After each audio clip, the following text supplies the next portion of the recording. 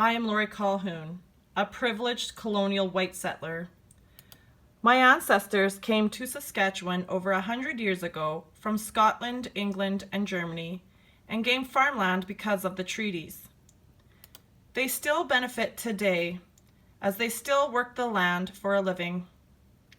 Presently, I live in Treaty 4 territory, home of the Cree, Saulteaux, Lakota, Nakota, Dakota, and homeland of the Métis. I benefit from the treaties as I own land and a home, a privilege because the treaties were made. I am also now proud to identify myself as a treaty partner. I struggled to understand what this concept or words meant.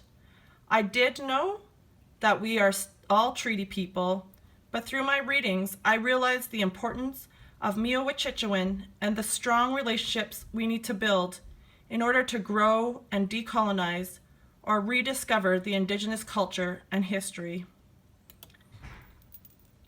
I grew up in Watrous, a community 2 hours north of here.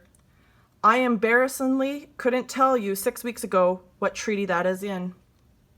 I researched it. They are in Treaty 4. Our town had one Indigenous family living there, and the rest were white colonial settlers. My education growing up placed a stronger emphasis on learning American history over Canadian and Indigenous history. I was not immersed into Indigenous culture, and sadly it wasn't until a few years ago, around 2013, when I learned about residential schools.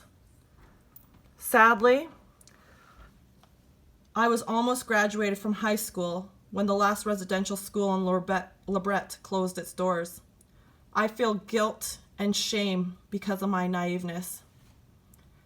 My parents, they did try to teach us some history, as they did take us to Batoche and Wanuskewin. I was too young and too entitled and white to appreciate that history lesson that they tried to bestow upon me and my siblings. So that is why when we went to Fort Qu'Appelle, as a class, an Elder Elma spoke using the terms as home fire and talked how we have to start the teachings in the home. I took this to heart as I am a mother of 4 children. I reflected back to my own education, history, and thought I chose to become a mother. I cannot leave the importance and the important teachings to the education system and my children's teachers. So from that point on, I have taken this journey of growth and experience and brought it to my home fire.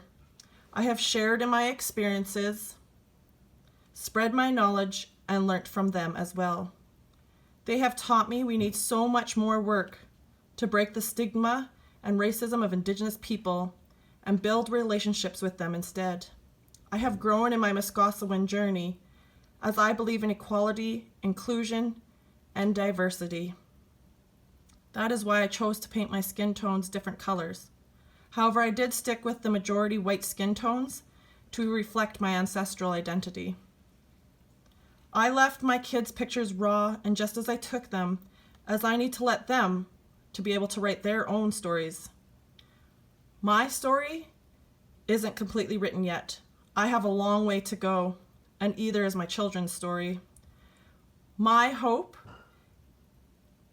is my kids treat Mother Earth better than my generation has, that they treat everyone as equal as my generation has not.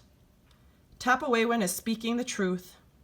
I will challenge my home fire and children to disrupt our normal narratives so we can seek the truth, justice, and hopefully work towards reconciliation. Thank you.